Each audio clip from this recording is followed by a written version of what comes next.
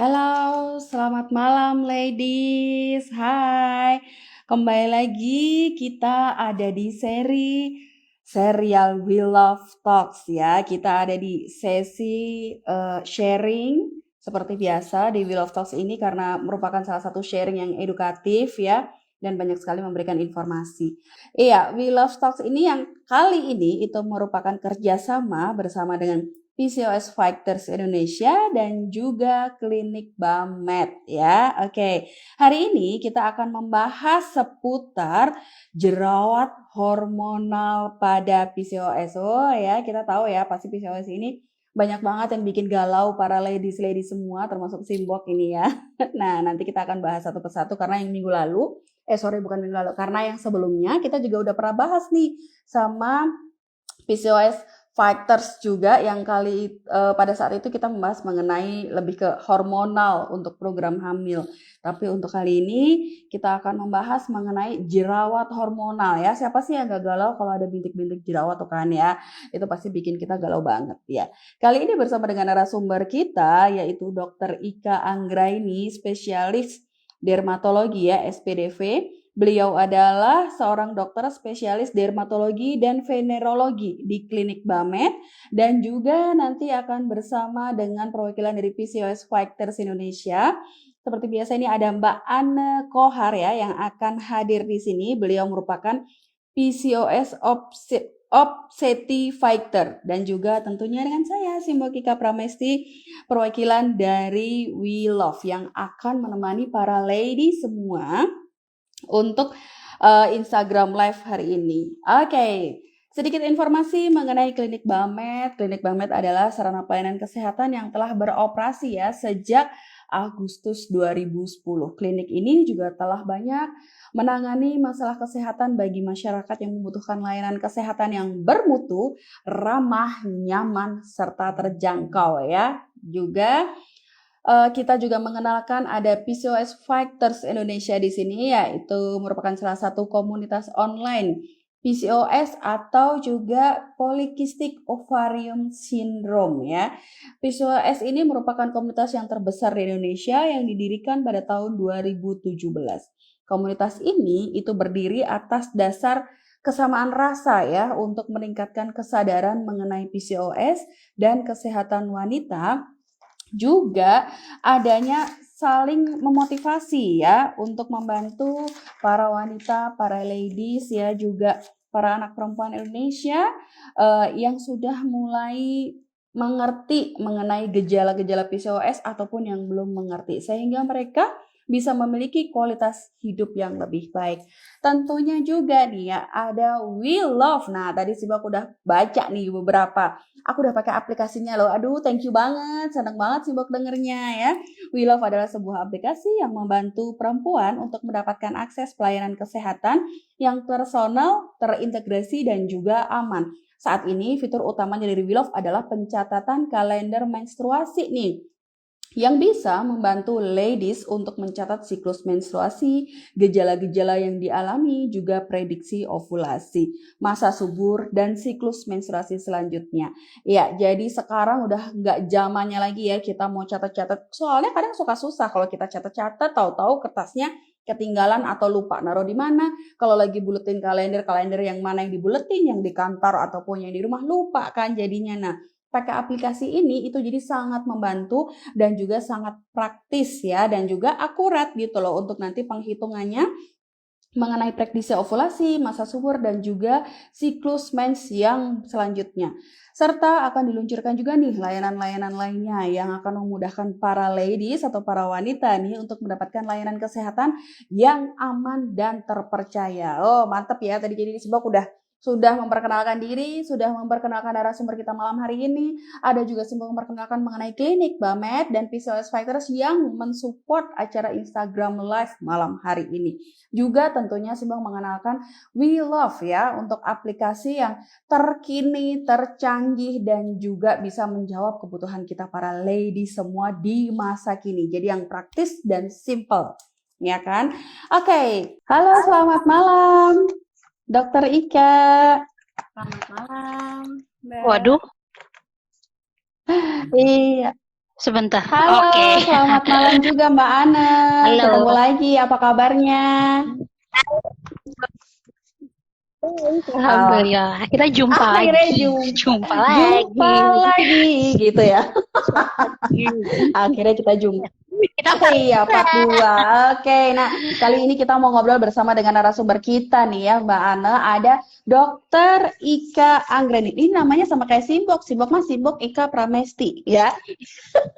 Kalau yang ini Dokter Ika Anggraini, spesialis dermatologi dan venerologi di Klinik Bamet. Malam, dokter. Malam, Mbak Ika. Ya, apa kabar, Mbak?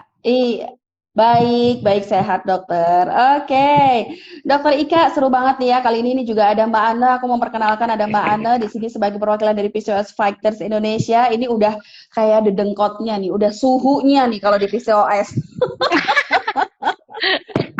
Enggak. Sih banyak yang suhunya, cuman kebetulan kalau yang baca Oh gitu tampil ya. saya.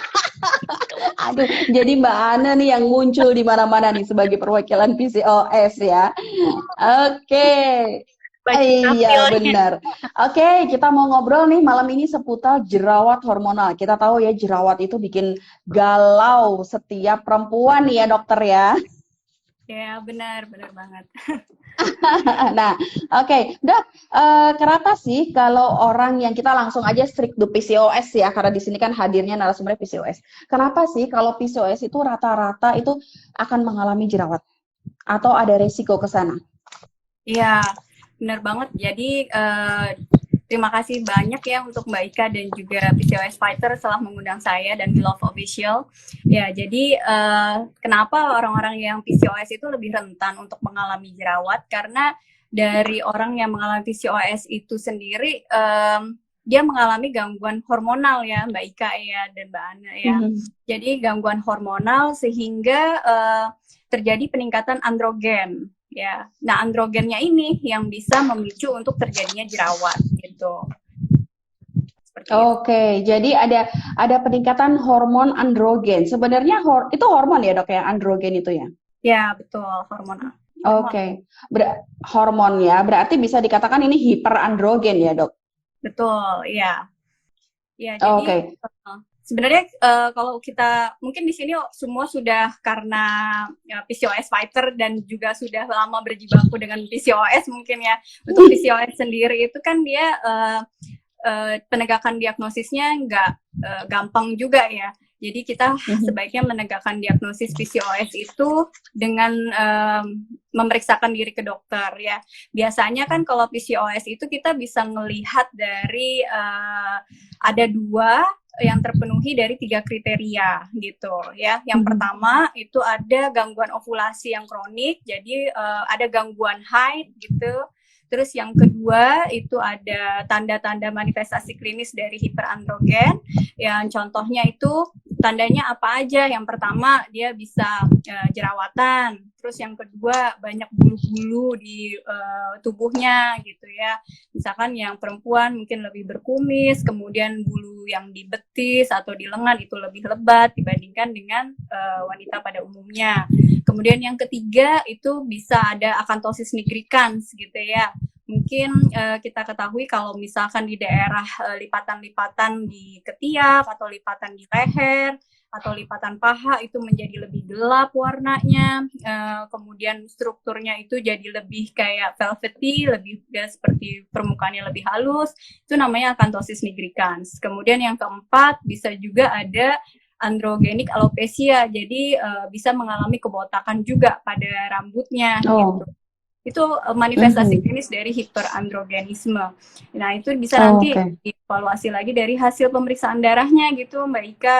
Baru yang ketiga kalau kita sarankan juga dari dokter kulit biasa menyarankan juga untuk kontrol ke dokter kandungan gitu ya, untuk diperiksa USG. Tadi ya ada giveaway USG ya Mbak Ika ya. Betul banget.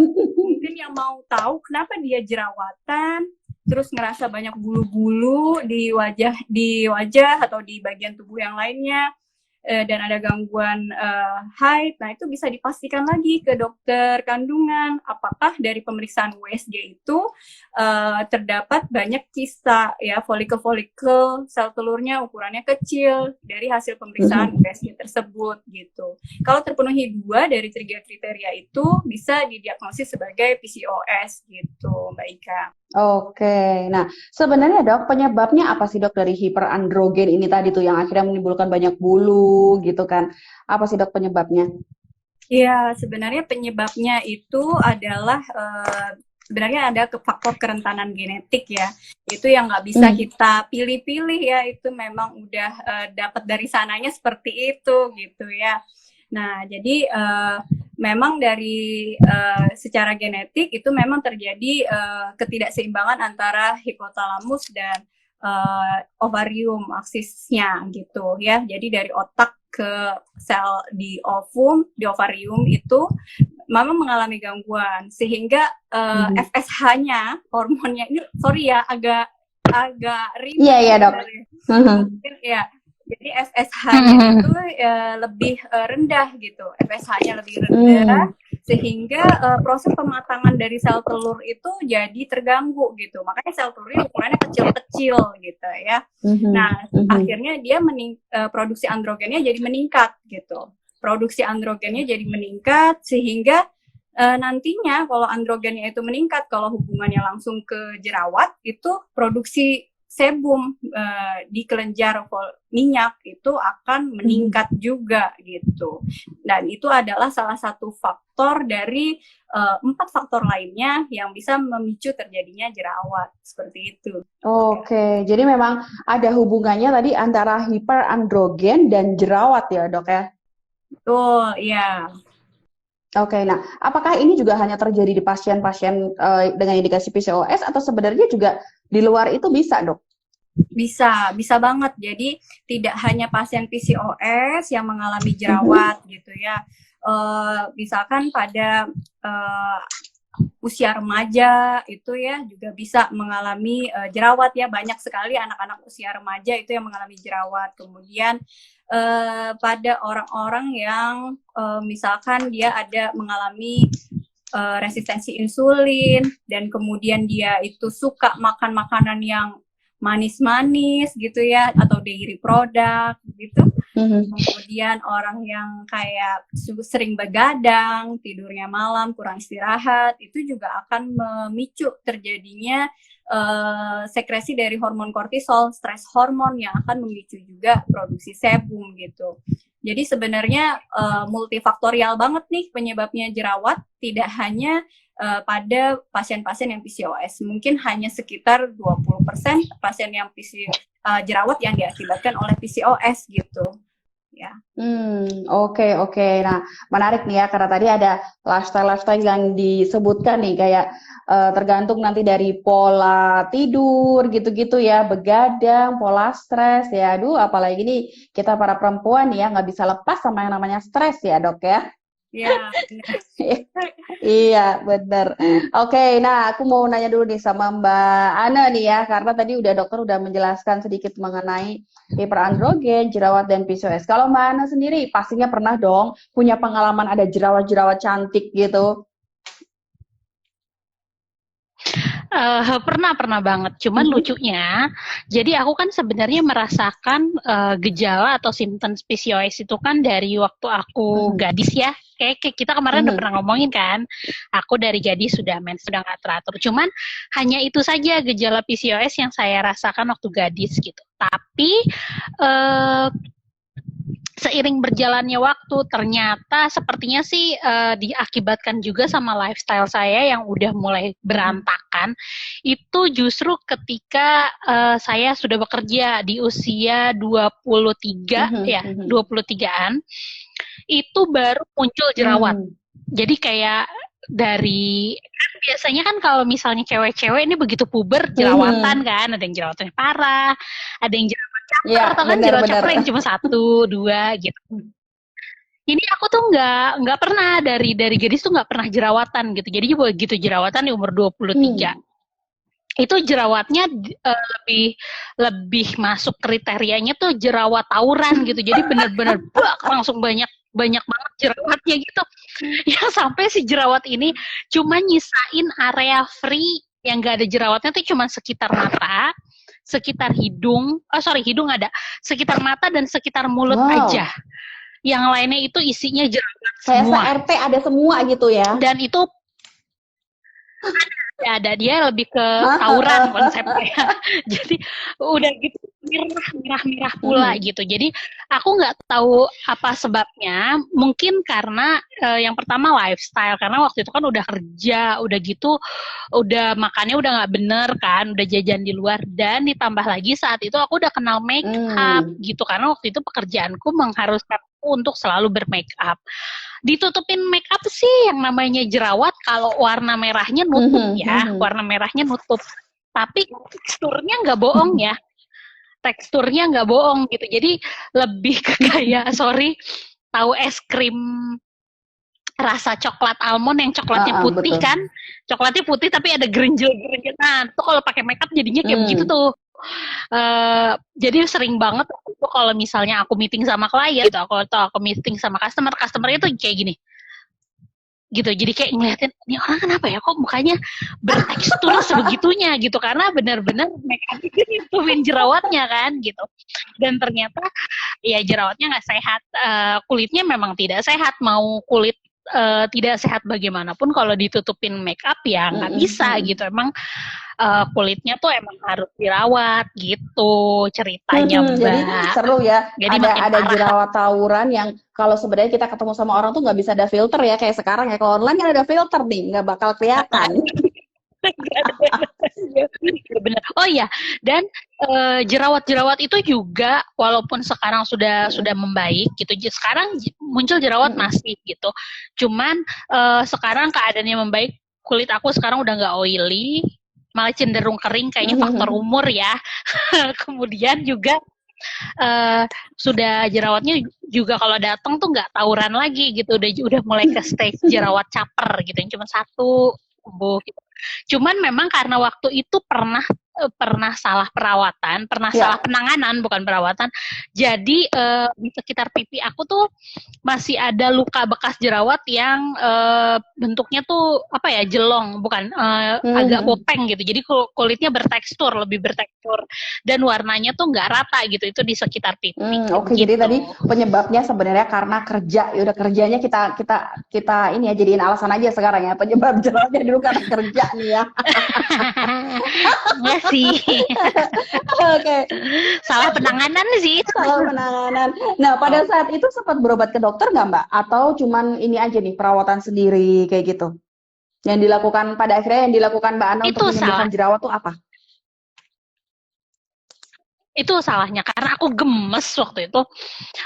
Ke dokter pernah beberapa kali, cuman ke dokter itu aku nggak mau ambil obat dokter gitu, karena kan kalau aku pakai obat dokter terus aku masih bermake up itu seringnya crash ya gitu. Jadi apa sih bahasa kalau kita lagi make up tuh, si make upnya tuh susah di blend gitu, susah diratain gitu. Misalnya kalau kata beauty vlogger sih gitu. Tapi emang iya kalau misalnya kita lagi pakai obat dokter, entah kenapa crash aja di muka aku si obat dokternya. Akhirnya berbekal ilmu kesotoyan, aku kebanyakan Google nih. Ini tiru ya, aku kebanyakan Google. Aku ketemulah metode A, I, U, B, C, D, E, F, G. Sampai waktu itu aku kesalahan terfatal adalah aku memberanikan diri untuk membeli benzoyl peroxide ya dok ya namanya ya. Benzoyl peroxide dan retinol itu tanpa resep dokter. Kalau sekarang sih memang sudah ada yang infused to skincare yang retinol yang sudah dimasukkan ke skincare yang kandungannya tidak begitu tinggi dan masuknya dia ke serum. Kalau dulu kan ada bener-bener krim retinol. Sampai sekarang masih ada kok krim retinol, aku nggak bisa nyebut mereknya. Harganya sangat murah. Di situ tulisannya harus dengan resep dokter. Tapi kalau kita belinya pakai resep dokter juga kenapa bisa gitu. Aku dulu pakai itu gitu, dan setelah aku pakai tuh kok kayaknya itu lebih bukan tinjeling sih, lebih rasanya tuh kayak panas gitu. Dulu tuh mikirnya kalau gitu, oh gasnya lagi Biasa kita bereaksi suka kali kayak gitu tuh dulu ya Dok ya. Sebenarnya bener gak sih kalau ada yang kayak begitu tuh rasanya ya. kayak lagi merah gitu kan, lagi panas. Oh nggak apa-apa, abis ini mau sembuh. Bener gak sih itu kayak gitu tuh Dok? Iya, sebenarnya kurang tepat ya gitu ya. Jadi iya sebenarnya Jadi itu mitos ya Dok ya, mitos. mitos. Jangan sotoy ya, ini kesotoyan aku jangan diinin. Tapi lama seiring berkembangnya apa sih namanya informasi-informasi yang benar, aku juga bisa memfilter nih akhirnya informasi yang benar. Ternyata yang harus aku perbaiki adalah yang pertama gaya hidup, yang kedua adalah ternyata skin barrier aku tuh udah rusak saat itu karena itu tadi salah pengobatan tadi, dengan kesotoyan aku, kemudian dengan aku masih bermake up dan masih gaya hidupku masih nggak sehat, makan aku masih nggak sehat. Akhirnya aku perlahan-lahan tuh yang pertama aku benerin adalah skin barrier kulit aku dulu waktu itu. Nah, jadi aku waktu itu memilih skincare yang benar-benar aman, nggak ada perfume, even sampai tidak ada bahan aktif. Aku tidak menggunakan bahan aktif apapun itu, salicylic acid, no, niacinamide, no. Kayaknya aku tuh bener, karena kan mukanya tuh prone ya, merah, dan kalau misalnya aku kena matahari dari mana itu kayak orang demam, emang agak jadi agak panas gitu. Nah, jadi aku pakai something yang lebih soothing, yang lebih benar-benar ngademin, bikin nggak marah-marah kulitnya gitu. Jadi satu-satunya bahan aktif yang aku pakai itu cuman hyaluronic acid yang bentuknya toner. Udah, bahkan aku waktu itu cuci muka pun aku pakai madu, Mbak. Saking aku enggak deh. Pakai sabun muka yang mengandung SLS. Itu SLS itu kan bahan untuk dia deterjen lah ya. Jadi ada busanya. Itu benar-benar nggak bisa. Udahan dia cuci muka tuh jadi rasanya tuh kayak ketarik gitu loh. Kayak ketarik gitu. Dan akhirnya aku pakai madu untuk cuci muka pagi ya. Kalau malam tetap aku pakai sabun muka, cuman sabun mukanya tuh yang benar-benar mild gitu, yang nggak ada warnanya, nggak ada busanya, atau sekarang lebih disebut Castile soap atau Bastille soap. Nah, sampai aku kalau aku tidak membiarkan ada gesekan-gesekan di kulit gitu. Aku akhirnya tidak menggunakan toner yang pakai kapas.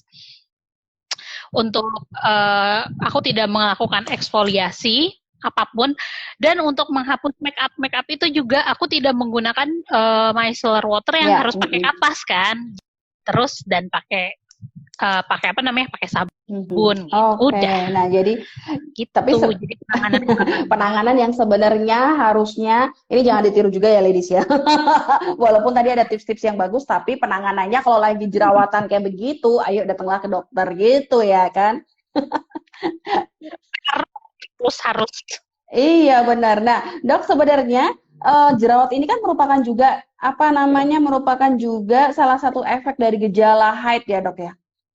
Ya, gejala dari PCOS ya, Mbak ya. Oh, dari haid. Dari haid pengaruh nggak, Dok?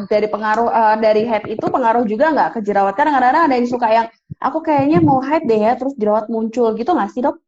Ya, memang karena ada perubahan transisi dari hormonal juga gitu ketika kita haid ya, sampai akhirnya terjadi keluarnya darah haid, itu kan memang terjadi perubahan hormonal juga di dalam tubuh kita gitu ya, sehingga itu juga akan meningkatkan resiko terjadinya jerawat gitu, baik sebelum, saat maupun sesaat setelah haid juga gitu. Oke, nah bagi para jadi 1-2 aja gitu ya.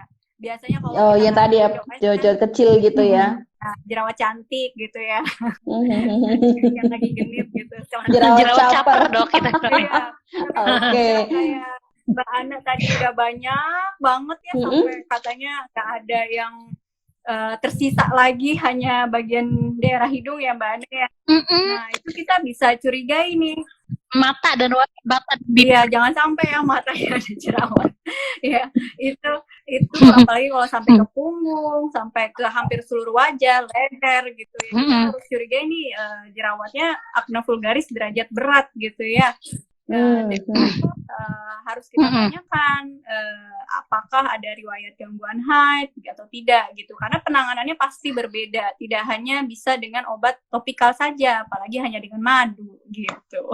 Betul, betul ya. Jadi kalau jerawat ini sebagai salah satu efek dari menstruasi atau haid, sebenarnya para lady semua, Simbol kajang informasi nih. Di aplikasi We Love itu kan juga ada ya pencatatnya, selain pencatatan untuk masa haidnya atau siklus menstruasinya, ada juga tuh gejala-gejalanya yang timbul apa. Nah, jerawat ini bisa dimasukkan menjadi salah satu informasi di situ ya, Dok ya, untuk dimasukkan ke dalam aplikasi.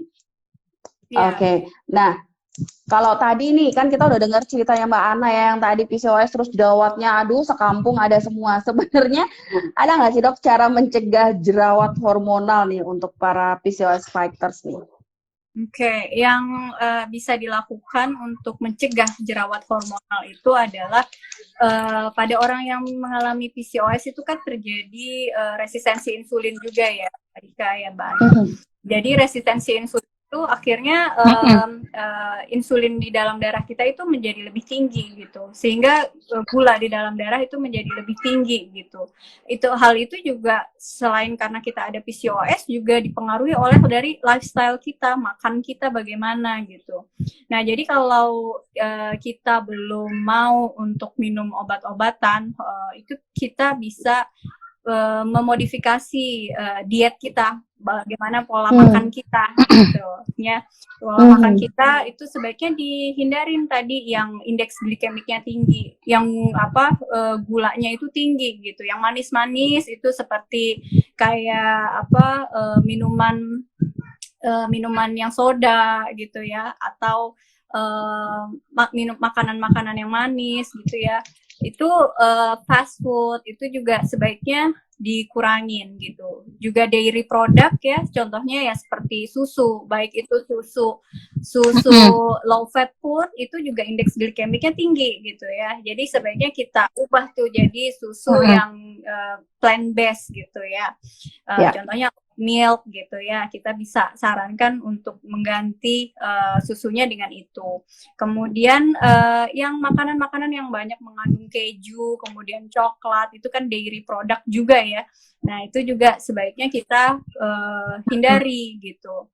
Nah dengan mengatur pola makan kita, kemudian mengatur lifestyle, kita hindari kita banyak goler-goleran, tidur-tiduran gitu ya.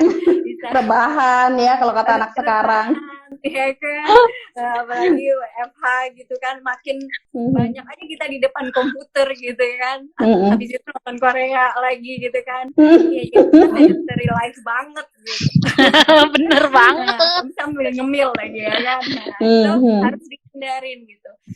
Usahakan kita juga tetap melakukan olahraga gitu ya, olahraga ya intensitasnya sedang aja, nggak usah intensitas berat gitu ya. Boleh kayak 3-4 kali sehari, 3 seminggu ya, 3-4 kali seminggu, atau bahkan setiap hari juga boleh. Cukup 30-45 menit itu juga cukup gitu ya, untuk bisa mengatur metabolisme tubuh kita menjadi lebih baik gitu. Jadi orang-orang yang PCOS itu kan sekitar banyak yang 70% itu dia mengalami obesitas ya. Tapi ada juga yang sekitar 20% dia nggak obesitas, jadi berat badannya ideal gitu. Cuman dia ada resistensi dari insulin aja gitu. Dia ada gangguan pada reseptor androgennya gitu. Jadi berat badannya oke-oke aja gitu. Tapi dia mengalami gangguan pada metabolisme tubuhnya gitu ya. Nah, itu yang setidaknya bisa kita lakukan. Jadi ya mengatur pola makan, kemudian kita olahraga gitu. Oke. Nah, itu kan tadi dari lifestyle ya.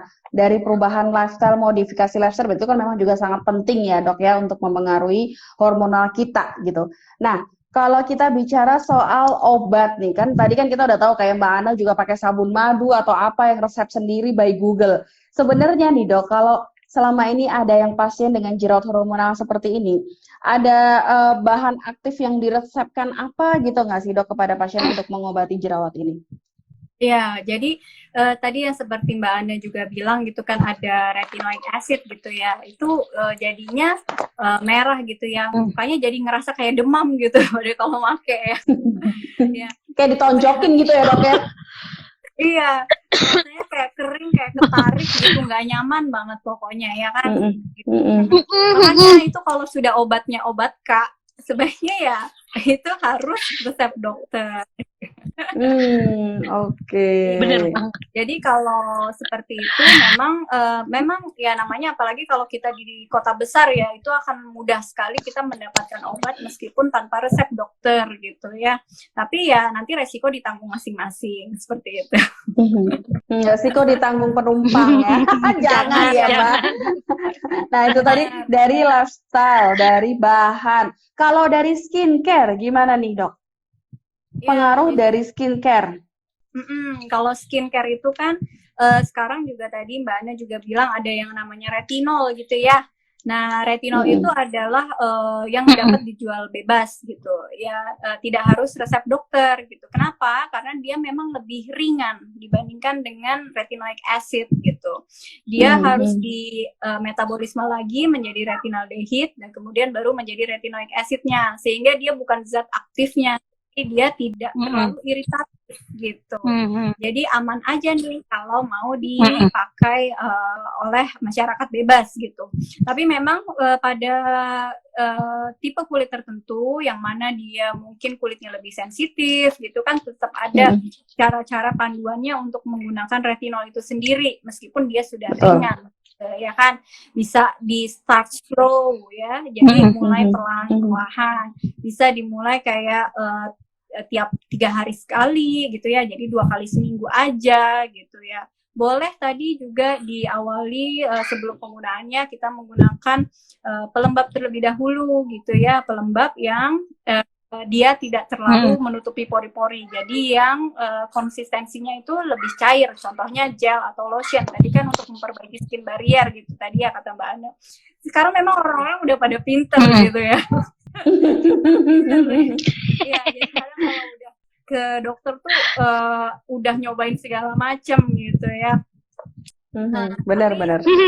Kita nggak bisa tuh ngobatin jerawat itu hanya dengan memperbaiki skin barrier saja gitu.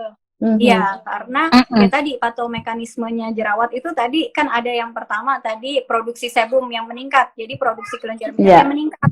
Kemudian yang kedua itu ada hiperproliferasi dari keratinosit, jadi dinding dari kelenjar minyaknya itu lebih menebal gitu.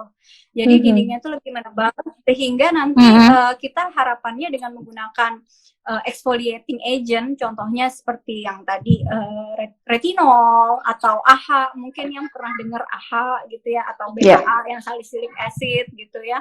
Nah itu diharapannya hiperproliferasi dari keratinosit dari dinding kelenjar minyaknya itu akan tidak terlalu menebal lagi gitu ya. Jadi regenerasi sel kulit mati itu akan lebih cepat. Jadi sel kulitnya itu yang mati itu nggak menumpuk di kelenjar minyaknya sehingga tidak terjadi penyumbatan gitu.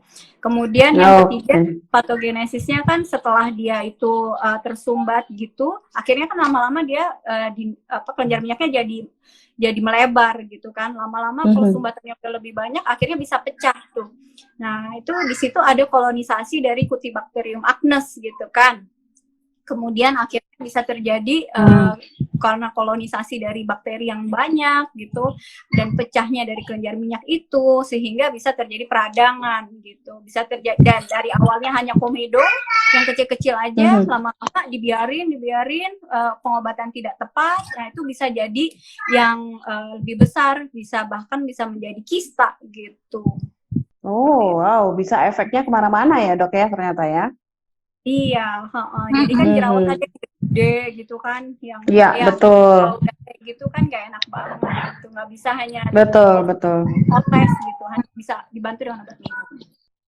Iya, oke. Nah, menarik nih ya, karena kita membicarakan masalah gaya hidup. Kalau Mbak Ana sendiri nih, pada waktu itu, kan tadi udah cerita mengenai pengobatannya ya, pada akhirnya, dengan gaya sotoynya tadi, ya tapi hilang kan, pada akhirnya sembuh. Tapi pada saat itu sempat nggak Mbak untuk merubahnya juga dengan pola lifestyle ini, modifikasi lifestyle ini?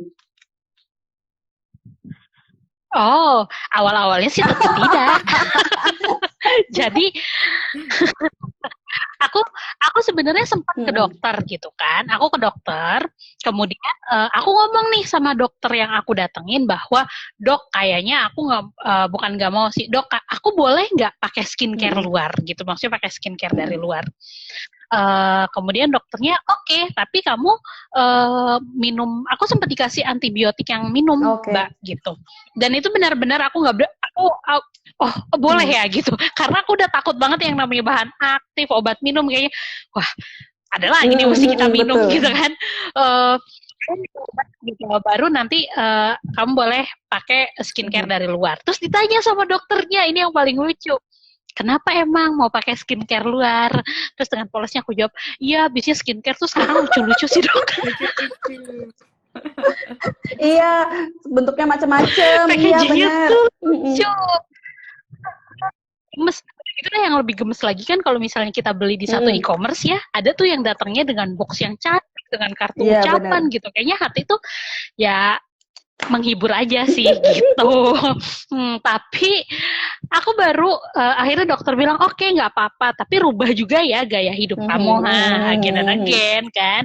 Aku baru bisa mengubah satu di 2017 setelah aku resign gitu, karena aku bisa kayak bangun pagi tuh kayak morning bisa gitu kan. Kalau sebelumnya bangun pagi naik kereta lagi ya kita. Sebelumnya kan gitu ya.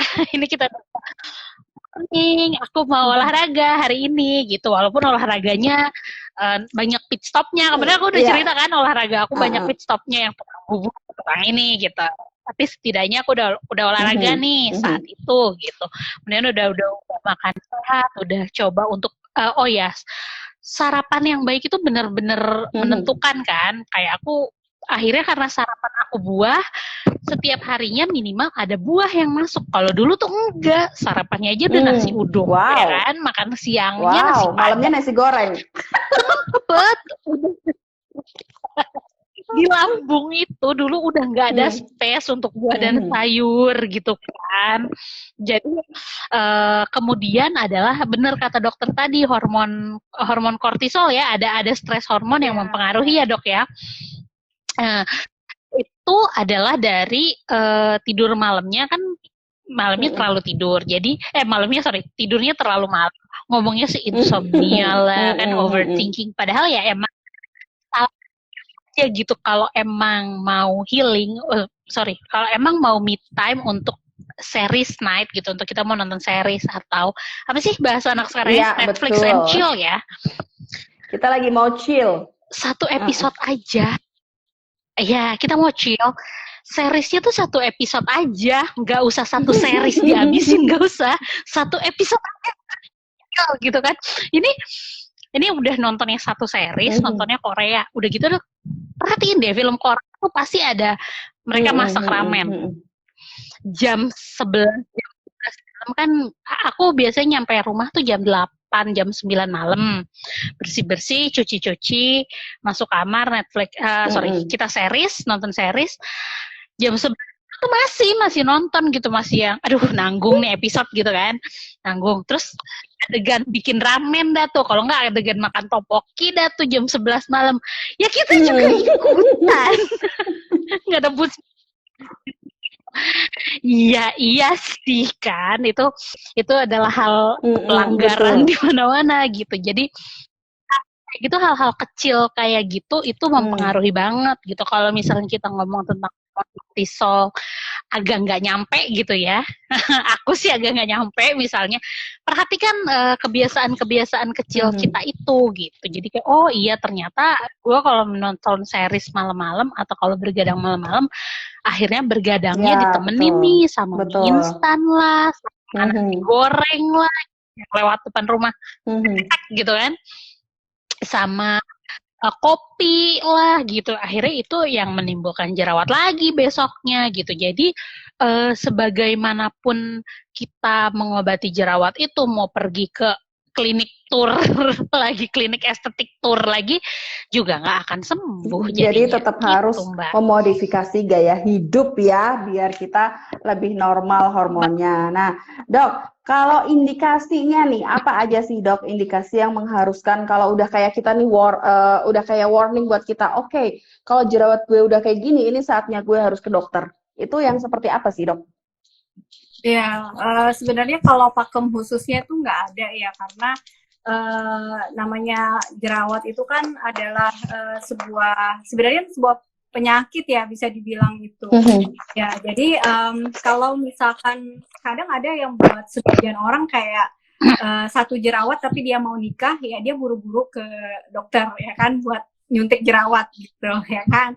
Tapi pada umumnya yang datang ke dokter spesialis kulit dan kelamin atau spesialis dermatovenerologi itu yang akne vulgaris derajat sedang gitu ya, ke berat gitu. Jadi kalau misalkan ada komedo-komedo tuh kalau dihitungin tuh ya, si kecil-kecil itu dan ada bintil merah gitu jerawat, ya bisa kalau lebih dari 30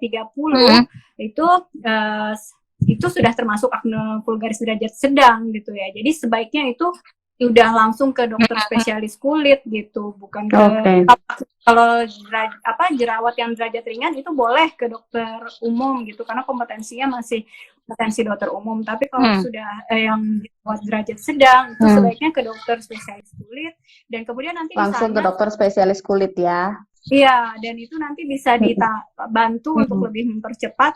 Ya meskipun kita makannya kadang ya agak sulit ya memang untuk diatur ya kan. Ya pelan-pelan gitu ya, sambil dibantu dengan treatment juga gitu ya, dibantu treatment. Nah nanti kalau treatment itu kan bisa kayak chemical peeling, mikrodermabrasi, laser, itu kan adalah berbagai macam treatment yang bisa dilakukan untuk membantu mempercepat penyembuhan dari jerawat, seperti diekstraksi komedo, disuntik dengan obat anti radang. Itu akan sangat membantu untuk mempercepat penyembuhan dari jerawat. Karena kalau jerawat itu dibiarkan juga, itu juga akan menimbulkan adanya scar. Scar itu malah akan lebih sulit untuk kayak bopeng. Ya, karena dia berbekas ya Dok ya. Iya, kalau ada bopeng kayak gitu kan, jadi nanti penyembuhannya malah jadi lebih lama, dan jerawat itu akan membekas, bekas jerawat itu akan lama hilangnya gitu. Betul. Oke, nah ya, aku mau sebelum lanjut nih Dok ya, karena pertanyaan udah mulai banyak nih ya, sabar nih ya Mbak Anel sama Dr. Rika. Sekali lagi aku mau ngingetin ya, di aplikasi We Love itu bisa mencatat selain siklus haid, siklus menstruasi, tapi juga gejala-gejalanya ya. Jadi tadi seperti jerawat, itu bisa banget dimasukkan ke situ ya. Jadi gunain please aplikasi ini, aplikasi We Love ini menjadi aplikasi penting yang wajib ada di handphone. Jadi nggak usah perlu cari-cari kalender, udah langsung kalau lagi haid tek plek gitu. Udah langsung kayak ditun gitu. Oke, ini tanggal sekian aku udah mulai siklus haid selesai tanggal berapa, termasuk dengan gejala-gejala yang terjadi per harinya itu bisa dimasukkan ke situ nih ladies ya. Oke, aku mau membaca pertanyaan satu persatu nih Dok ya. Dok, izin bertanya, saya didiagnosa PCOS namun sama sekali tidak berjerawat, tidak tumbuh rambut berlebih. Tes lab apa yang baik untuk saya ya, dan olahraga di rumah jenis apa yang baik untuk PCOS? Oke. Saya terima kasih atas pertanyaannya. Jadi sudah didiagnosis sebagai PCOS tapi tidak berjerawat ya. Ya memang PCOS itu tidak harus selalu berjerawat, karena tadi harus ada, yang penting terpenuhi 2 dari 3 kriteria Rotterdam tadi gitu ya. Kalau misalkan ada gangguan ovulasi kronik, gangguan haid, kemudian yang kedua itu mungkin dari hasil pemeriksaan USG-nya itu ada ketemu banyak kista atau folikel sel telur yang kecil-kecil, itu bisa sudah dikatakan sebagai PCOS gitu. Nah, tapi kemudian pemeriksaan hormon apa yang sebaiknya disarankan untuk pasien tersebut? Saya yakin kalau sudah didiagnosis PCOS oleh dokter kandungan ya biasanya ya, karena dokter kulit sendiri itu juga mengkonsultasikan apabila kita mencurigai seseorang yang berjerawat, tidak berjerawat banyak gitu ya, akne vulgaris derajat berat, kemudian sudah kita berikan terapi konvensional sebagaimana harusnya, tapi tidak membaik, maksudnya membaik sebentar tapi akan kambuh lagi. Berarti kita curigai karena PCOS, kita konsulkan ke dokter kandungan. Nah, itu biasanya yang akan diperiksakan itu adalah tapi jangan, sebaiknya saya sarankan jangan langsung datang ke laboratorium terus saya mau periksa ini gitu ya. Karena itu tidak termasuk salah. Iya, soalnya suka pinter-pinteran sekarang semuanya. Suka udah para pinter sendiri ya, Dok ya? Nanti takutnya kalau kayak gitu tuh jadi kayak self-diagnose, kemudian self-treatment gitu. Nah, itu tuh nggak bagus banget karena kan ada yang perlu dipantau oleh dokter untuk baik untuk pengobatannya dan juga untuk diagnosisnya. Jadi kita nggak pusing sendiri gitu ya. Nah, biasanya diperiksakan itu adalah kadar free testosteron, kemudian kadar FH, LSH, dan juga free androgen index gitu yang diperiksakan seperti itu umumnya gitu. Tapi saya sarankan tetap datang ke dokter kandungan. Oke, nah Dok, aku lanjut ke Oke, aku boleh lanjut ke pertanyaan berikutnya nih ya, Dok ya. Dok, kalau seandainya beruntusan, apakah ada perawatan khusus nih untuk di penderita PCOS? Nah, ini juga menarik nih, Dok. Selama ini kan kita juga ada tuh yang kayak beruntusan, ini jerawat apa enggak sih ya? Tapi ada kayak scar gitu juga, atau beruntusan itu scar atau jerawat atau apa nih, Dok? Ya, jadi kayak beruntusan itu juga harus dievaluasi lagi sih, apakah beruntusan itu berupa komedo gitu ya, komedo yang tertutup gitu kan, whitehead ya, whitehead ya, itu ya kalau kita ekstraksi itu ada isinya gitu ya, itu ya termasuk ke dalam jerawat ya. Tapi ada juga orang yang karena menggunakan contohnya retinol yang atau retinoic acid, itu ada juga yang namanya retinoid dermatitis gitu, itu bisa jadi kayak beruntusan gitu, bintil-bintil merah tapi nggak ada isinya. Nah, itu malah namanya peradangan gitu. Makanya untuk orang-orang yang kulitnya sensitif itu sebaiknya datang dulu periksa ke dokter untuk kita diagnosis dulu gitu, ini apa gitu. Seperti itu. Nah, nanti untuk penanganannya, kalau misalkan itu adalah komedo itu tadi yang dikatakan sebagai beruntusan, tata laksananya ya tetap bisa menggunakan obat-obat topikal terlebih dahulu gitu ya. Contohnya kalau yang dokter biasa resepkan ya itu yang dengan pengawasan ketat dokter itu retinoic acid gitu ya. Kemudian bisa juga yang misalkan over the counter itu kan ada yang kayak niacinamide gitu ya. Terus ada azelaic acid, AHA, seperti itu ya.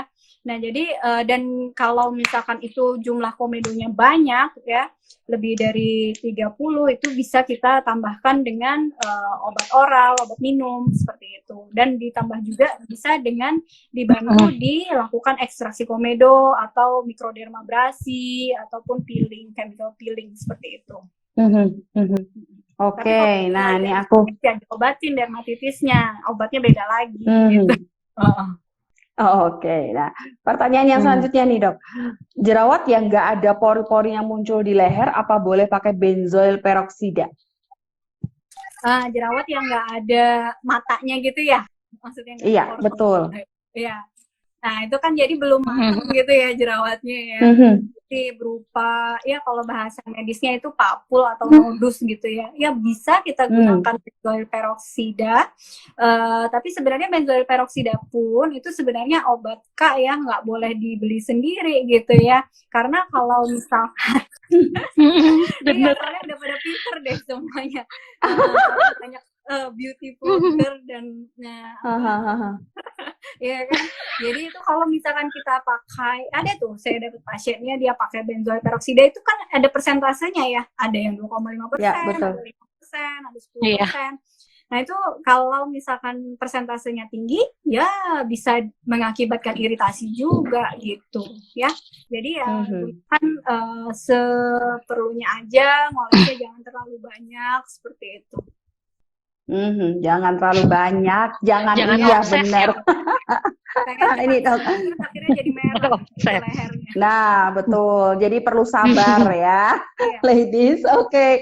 Ini Dok yang selanjutnya nih, Dok. Kalau makan makanan anti peradangan, apakah bisa jadi membaik jerawatnya atau tetap harus injection atau pengobatan dan lain-lain nih, Dok? makan makanan anti peradangan. Anti peradangan itu yang seperti apa ya? Makan makanan anti peradangan. Saya kurang tahu. Mungkin yang anti alergik gitu kali ya dok maksudnya ya? Mungkin yang mengandung makanan yang mengandung anti-inflamasi kali ya dok ya, kalau kayak misalnya kunyit gitu, kita minum kunyit kayak gitu-gitu. Tempe, kedelai gitu-gitu ya. Oh, baik-baik. Oke, siap. Baru tahu nih saya makan. Itu adalah makanan yang ada. Ya. Harus sering-sering nih ikut Instagram live. Jadi kalau yang makanan-makanan yang memang memiliki efek anti peradangan ya seperti kunyit itu kan memang termasuk salah satu antioksidan ya, manfaatnya ada banyak gitu ya. Nah memang pada orang yang PCOS itu memang terjadi gangguan mikroba di usus gitu ya, ada dysbiosis of gut microbiota gitu ya, dogma namanya. Jadi memang kalau kita bantu dengan kurangi konsumsi diet tinggi karbohidrat, kemudian kurangi makanan yang tinggi gula gitu ya, dan kita menggantinya dengan makanan-makanan yang banyak mengandung efek anti peradangan tersebut, ya itu akan lebih baik gitu ya, karena memang kalau kita banyak tapi nggak bisa hanya itu aja gitu ya, kita makan kunyit banyak, tapi kita makan fast food, makan minum soda banyak juga, nggak bisa juga banyak. Nggak bisa juga kalau kayak gitu ya, karena itu makanan yang tadi kita makan itu dia itu mengakibatkan peningkatan dari bakteri di usus, bakteri patogen di usus, contohnya E. coli gitu ya, Clostridia, Enterococcus itu meningkat gitu ya. Nah di dinding sel bakteri itu tuh ada lipopolisacaridanya, yang mana itu akan menyebabkan terjadinya proses peradangan, inflamasi dari usus. Nah dari orang yang PCOS atau hiperresistensi insulin, yang resistensi insulin atau hiperinsulinemia itu, yang permeabilitas ususnya itu juga meningkat. Jadi bisa lipopolisakarida yang dari bakteri yang jahat tadi bisa keluar ke sistemik gitu ya, sehingga menimbulkan reaksi peradangan yang sistemik seperti itu ya. Jadi tetap harus dari yang diet lifestyle yang tadi, yang seperti yang kita bahas. Modifikasi lifestyle ya, balik-baliknya ke situ lagi tuh ya dok ya. Oke, nah menarik nih ya sebenarnya pembicaraan hari ini. Pengennya aku lama, tapi tinggal 3 menit lagi loh, kita udah habis ya. Nggak kerasa ya Mbak Ana ya. Ya ampun, seru banget, kayaknya baru tik gitu doang loh ya. Mau ngobrol panjang tapi udah mau habis. Iya, nih, kayaknya mau bisa ada part 3 lagi nih Mbak Ana nih ya. Kita colekin nanti ya tim Wilov. Oke, nah berhubung waktunya sudah mau habis nih ya. Jadi tadi message yang kita dapat udah clear banget ya dari Dokter Ika, juga pengalaman dari Mbak Ana gitu loh, bahwa memang modifikasi lifestyle itu sangat penting ya. Dan kita harus tahu kapan sih saatnya kita harus periksa ke dokter ya, jangan asal coba-coba, intinya tuh gitu. Oke, nah sebelum aku akhiri, aku pengen minta untuk pesan semangat dulu dok, Hope, pesan untuk para lady semua yang sudah hadir malam hari ini nih. Dari Dokter Ika dulu nih, gimana Dokter Ika untuk pesan-pesan para lady semua? Pesan-pesannya untuk para ladies yang memang mengalami PCOS, tetap semangat, periksakan dirinya ke dokter kandungan dan juga dokter spesialis kulit apabila mengalami masalah jerawat, supaya penanganannya bisa lebih tepat dan bisa lebih cepat untuk mengalami kesembuhan. Terima kasih. Oke, ya jadi ayo ke dokter untuk penanganannya lebih cepat dan lebih tepat. Oke, kalau dari Mbak Ana nih, gimana Mbak Ana? Kalau aku rada panjang sedikit boleh ya dari dokter ya. Ini berdasarkan pengalaman si Sotoy ini gitu. Jadi sebenarnya untuk treatment sendiri atau misalnya seperti aku memilih skincare sendiri keluar itu sebenarnya nggak apa-apa, tapi jangan lupa untuk meminta pengawasan dari dokter gitu. Jadi waktu aku menggunakan skincare pun aku cerita ke dokternya, dok ini loh yang aku pakai, dan aku diskusi bahan aktif apa yang bisa aku pakai dan bahan aktif apa yang ternyata nggak cocok di tubuh kita. Kalau kita ngomongin modifikasi gaya hidup sehat itu mah udah tiangnya dari penyembuhan pengobatan PCOS gitu. Tapi kalau misalnya kita ngomongin jerawat gitu, sah-sah aja untuk kita mencoba untuk keluar. Dan kalau misalnya kita mau learning by googling, itu tolong jangan sampai salah mendapatkan info. Jadi kalau misalnya kita berbicara tentang misalnya skin barrier gitu, jangan cuma dari satu portal aja. Kalau bisa bacalah jurnal-jurnal kesehatan yang bisa dipercaya dengan bahasa, udah banyak kok sekarang jurnal-jurnal kesehatan yang bahasanya sangat mudah dicerna sama kita. Jadi kalau emang mau self treatment, please jangan males untuk baca gitu. Jadi jangan cuma dapat info dari TikTok gitu. Karena apa yang bisa kita harapkan dari video Ya, 1 menit betul, sih? betul banget ya. Itu. Jadi kembali lagi ya tadi untuk penanganan yang cepat dan tepat ya, baiknya konsultasi ke dokter. Boleh sih ya untuk dapat wacana gitu ya Mbak Ana ya. Untuk dapat wacana dari mana-mana boleh, tapi tetap disesuaikan dengan kondisi masing-masing gitu ya. Oke, nah aduh sayang sekali ya sebenarnya karena banyak banget pertanyaan yang belum bisa dijawab. Kayaknya memang sebenarnya kalau 1 jam tuh kayak nggak cukup gitu loh ya kalau ngobrol, harus disambung ke part-part berikutnya nih. Iya, oke. Aku mengucapkan iya, bener. Habis ini disambung lagi ya Mbak ya. Aku juga mau mengucapkan terima kasih ya untuk Dokter Ika, terima kasih untuk Mbak Ana yang sudah hadir malam hari ini dari Simbok mewakili We Love ya. Terima kasih banyak sudah hadir dan sudah sharing. Terima kasih juga para ladies yang sudah hadir malam hari ini. Aku ucapin terima kasih sekali lagi untuk Dokter Ika dan terima kasih untuk Mbak Ana atas kesediaannya. Ilmunya bermanfaat banget dan pastinya aku excited banget kalau nanti akan disambung ke part-part yang berikutnya ya Mbak Ana. Jangan bosan untuk bergabung sama kita. Oke, kalau gitu Simbok pamit undur diri. Sampai jumpa di acara We Love Talks yang berikutnya. Bye-bye. Selamat malam. Terima kasih Mbak Ika, Mbak Ana. Terima kasih.